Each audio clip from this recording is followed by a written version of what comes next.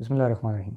एक इनकम्पिटेंट जज कौमी ख़जाने को सबसे ज़्यादा नुकसान पहुंचाता है, क्योंकि वो अपने गलत और गैर मुनसिफाना फ़ैसलों के ज़रिए एक मासूम आदमी को, एक बेगुनाह आदमी को जेल में भेज देता है। अब जब एक बंदा जेल जाता है तो जब तक वो रिहा नहीं हो जाता तब तक उसके तमाम तर अखराजात जो हैं वो कौमी ख़जाने से बर्दाश्त किए जाते हैं। यानी कि एक मुजरिम के, बेगुनाह मुलजिम के तमाम तर अखराजात आप और मैं अपनी जेब से अदा करेंगे। अब जो सवाल पैदा होता है वो ये है कि ऐसे इनकम्पिटेंट लोग आगे कैसे आ जाते हैं। तो इसका क्रेडिट हमें कहीं ना कहीं तो देना पड़ेगा। इसका क्रेडिट हम लोग अपने एग्ज़ामिनेशन सिस्टम को देंगे। हमारे जो जुडिशल एग्ज़ामिनेशन सिस्टम है, जो पेपर्स बनाए जाते हैं वो क्रैमर्स को आगे लाने के लिए बनाए जाते हैं, जिनका प्रैक्टिस के साथ कोई ताल्लुक़ नहीं होता। आप देखें ना, जब तक आप नॉन प्रैक्टिसिंग वकला को प्रमोट करते रहेंगे और प्रैक्टिसिंग वकला को इग्नोर करते रहेंगे, तब तक ऐसे ही लोग आगे आते रहेंगे। आप देखें कि हमारा जो एग्ज़ामिनेशन सिस्टम है उसमें अभी तक डेफिनीशंस पूछी जाती हैं, सेक्शंस पूछे जाते हैं, 40-50 शीटें भरनी होती हैं, आपको सवालात के जवाब देने होते हैं, लंबी लंबी शीट्स आपको भरनी पड़ती हैं। तो ऐसे एग्ज़ामिनेशन सिस्टम से आप कभी भी क्रीम नहीं निकाल सकते। आप कभी भी लायक लोगों को, कॉम्पिटेंट लोगों को, प्रैक्टिसिंग वकला को आगे नहीं ला सकते। आप किन लोगों को लेके आएंगे?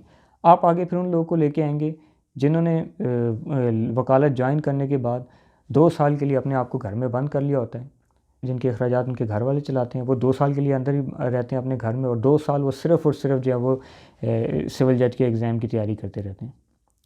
फिर होता ही है कि जब आप इस तरह का पेपर दे देते हैं, वो लोग इस तरह के पेपर्स में जो है वो टॉप करके आगे आ जाते हैं और वो सिविल जज बन के जो है वो फ़ैसले देना शुरू कर देते हैं। यानी कि एक बंदा उठा, वो लॉ कॉलेज से निकला, वो घर में ही बैठा रहा, उसके बाद प्रैक्टिस उसने नहीं की, प्रैक्टिस किए बगैर वो आके सिविल जज की कुर्सी पर बैठ कर फ़ैसले देना शुरू हो गया। वो बंदा फिर क्या फ़ैसले देगा? वो किस किस्म के फ़ैसले देगा? वो यही कुछ करेगा। वो बेलेबल ऑफेंसेस में भी लोगों की जो है वो ज़मानतें कैंसिल करके उनको जेल में भेज देगा।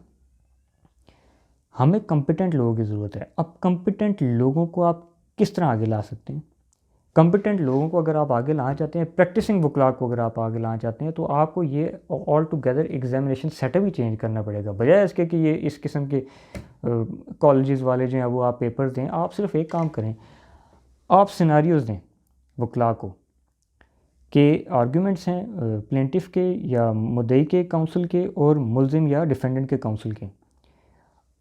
वो आप आर्ग्यूमेंट्स दे दीजिए और उनको कहें कि आप इतने घंटों में, 3 घंटे का टाइम है, उसके अंदर आप जो है वो इसका जवाब तहरीर करें, एक जजमेंट तहरीर करें। आप देखेंगे कि ये जो पेपर होगा ये सिर्फ वही वकला फिल कर सकेंगे जो प्रैक्टिस में होंगे। जो लोग नॉन प्रैक्टिसिंग लॉयर्स हैं वो कभी भी ये पेपर फिल नहीं कर सकते, क्योंकि उन्होंने कभी प्रैक्टिस की नहीं होती। उनको पता ही नहीं होता कोर्ट का डेकोरम क्या है, उनको ये पता नहीं होता कि जजमेंट में कॉमन लॉ क्या कहता है, किस इशू पर कॉमन लॉ की क्या रूलिंग है, कौन सा लॉ कहाँ पर अप्लाई होता है। वो तो सिर्फ पढ़ के आते हैं, वो सिर्फ रट के आ जाते हैं और वो जो उनसे सवाल पूछे जाते हैं उनके जवाब लिखते हैं। जब आप ऐसा पेपर बनाएंगे जिससे इंटेलिजेंट लोग सामने हैं, तब जाकर हमारे इस जुडिशल इदारे में जो है वो कॉम्पिटेंट लोग सामने आएंगे, बिलखुसूस डिस्ट्रिक्ट जुडिशरी में। आप देखिए कि हाई कोर्ट में और सुप्रीम कोर्ट में हमारे पास इंतहाई कॉम्पिटेंट वकला जो हैं वो जजेस बन के बैठे हैं। वो जितने भी तमाम मोअज़्ज़िज़ जज साहिबान हैं वो तमाम अपने दौर में इंतहाई कॉम्पिटेंट वकला थे जो वो एलिवेट हुए। और आज आप देखें कि सुप्रीम कोर्ट से और हाई कोर्ट से लोगों को इंसाफ मिलता है। क्यों? जो लोअर कोर्ट्स में जो केस जो होता है जिसको डेथ पेनल्टी दी जाती है, वो हाई कोर्ट में जाके, सुप्रीम कोर्ट में जाके बरी हो जाते हैं, क्योंकि बेसिकली अप्रिसिएशन ही नहीं की जाती है एविडेंस की। अप्रिसिएशन अब किस तरह की जाएगी जब लोगों को प्रैक्टिस ही नहीं की हुई होती, जिन लोगों को पता ही नहीं है। नॉन प्रैक्टिसिंग लोग जो है वो आके बैठ जाएंगे कुर्सी पे, जज की, मुंसिफ की कुर्सी पे बैठ जाएंगे, वो किस तरह फैसला करेंगे? पिछले 5 साल का आप बजट उठा के देख लें प्रिजन्स का और जेल का, वो बढ़ता जा रहा है, बतदरीज बढ़ता जा रहा है। और अगर यही हालत रही कि इसी तरह के इनकम्पिटेंट लोग आते रहे तो वो और आगे बढ़ता जाएगा हमारा बजट जो है। तो हमें इस निज़ाम को पूरे को चेंज करने की ज़रूरत है, अपने एग्जामिनेशन सेटअप को चेंज करने की ज़रूरत है। अभी पिछले चेंज किया हमने, लेकिन वो उससे भी ज़्यादा हमने आगे की चीज़ बना दी जो पहले था। हमने और ज़्यादा उन इनकम्पिटेंट लोगों को मौका दे दिया कि वो आएँ, वो पास करें पेपर और वो जाके जजेस की कुर्सी पर बैठ जाएँ।